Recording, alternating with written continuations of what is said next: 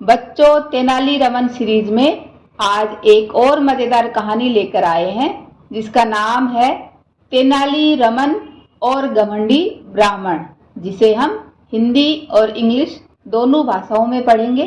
Tenali Raman and the proud priest. राजा कृष्णदेव राय के दरबार में सुभाष शास्त्री नाम के एक ज्ञानी ब्राह्मण थे। Subhash Shastri was a learned priest at King Krishnadevaraya's palace.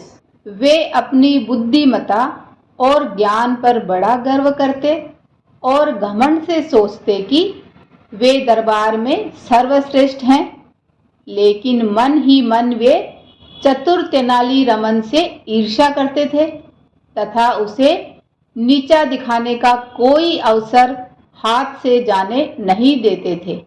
However, he was very proud and thought that he was better than everybody else.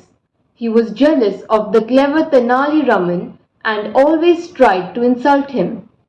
पहले तेनालीरामन ने सुभाष शास्त्री की बातों को अनसुना कर दिया, परंतु जब बात सहन के बाहर हो गई तब उसने तय किया कि अब वह उन्हें सबक सिखाकर ही रहेगा। At first, Raman ignored him, but when he couldn't stand it any longer, he waited for a chance to teach the vain priest a lesson. एक दिन राजा अपनी सेना के लिए शानदार फारसी घोड़े खरीद रहे थे। One day, the king bought some fine Persian horses for his army. पास खड़े तेनालीरामन को देखकर राजा ने उसे भी एक घोड़ा दिया और उसकी अच्छी तरह से देखभाल करने की आज्ञा दी।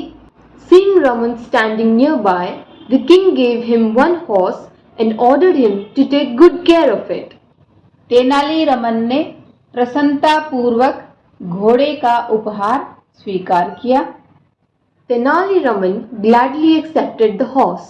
तभी अचानक उसके मन में सुभाष शास्त्री को सबक सिखाने की एक तरकीब आई।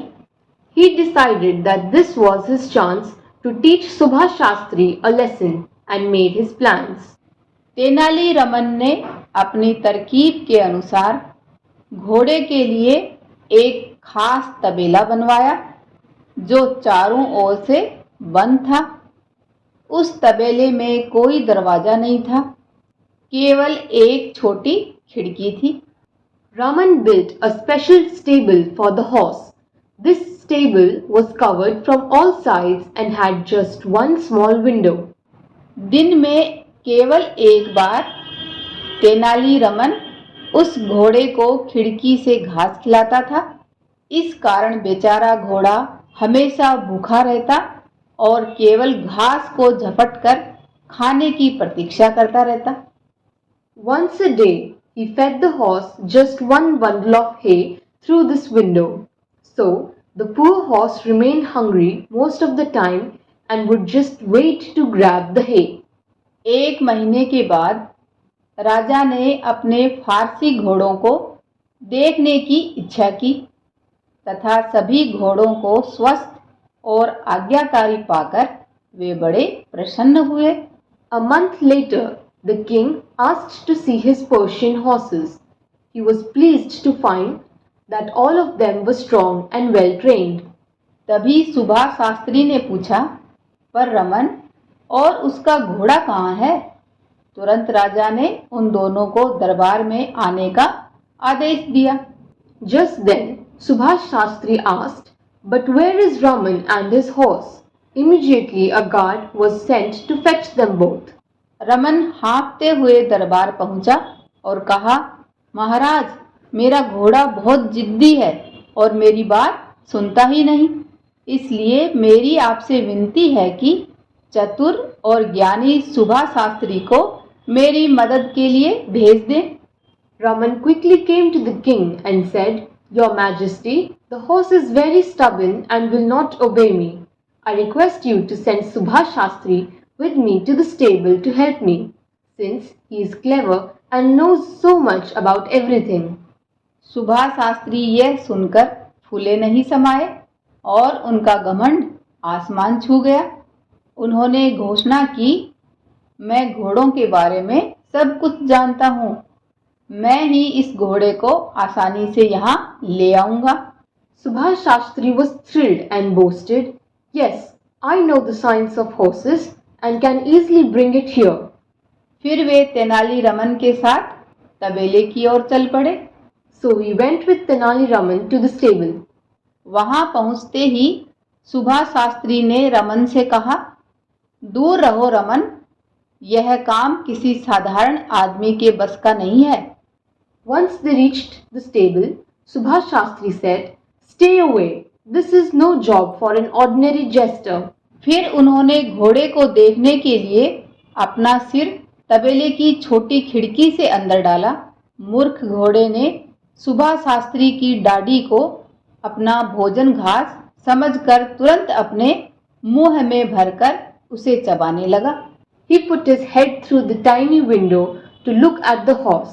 The hungry horse, thinking that the priest's long white beard was hay, bit it hard and would not let go. बेचारे सुभाष शास्त्री, वे दर्द से बेहाल होकर मदद के लिए चीखने लगे। रमन और दूसरे लोगों ने तबेले को किसी तरह तोड़ा। Poor Subhash! He was in pain and started screaming for help. Raman and a few others broke the stable. घोड़ा बाहर निकला, लेकिन उसने एक बार भी सुभाष शास्त्री की दाढ़ी नहीं छोड़ी। ऐसे ही सभी राजा के महल की ओर चल पड़े। The horse, still holding Subhash Shastri's beard in its mouth, came out. They all walked back to the king. दरबार में राजा और सभी दरबारी सुभाष शास्त्री की दशा देखकर जोर-जोर से हंसने लगे। When they reached the court, everybody, including the king, burst out laughing. राजा कृष्णदेव राय बहुत समझदार थे। वे तुरंत तेनाली रमन की चालाकी पहचान गए। उन्होंने रमन को डांटा और उसे सुभाष शास्त्री से माफी मांगने का आदेश दिया। However, the king soon understood that this was Raman's trick. He scolded him and asked him to apologize to the priest. पर रमन के कुछ बोलने से पहले ही सुभाष शास्त्री ने अपनी गलती समझ ली और कहा, महाराज, यह मेरी गलती थी कि मैं हमेशा रमन का मजाक उड़ाता था और उसे नीचा दिखाता था, परंतु उसने कभी भी मेरी शिकायत नहीं की। But Subhash Shastri had learnt his lesson. Before Raman replied, he said, "No, it was my fault. I have always humiliated him, but until now he has kept quiet." Subhash Shastri ने तेनाली रमन से माफी मांगी और फिर किसी के साथ बुरा व्यवहार कभी नहीं करने का वचन दिया। He apologized to Raman and was never mean to anybody again. बच्चों, ऐसी ही और मज़ेदार कहानियाँ सुनने के लिए आप हमारा चैनल सब्सक्राइब, लाइक व अपने दोस्तों के साथ शेयर करना ना भूलें। धन्यवाद।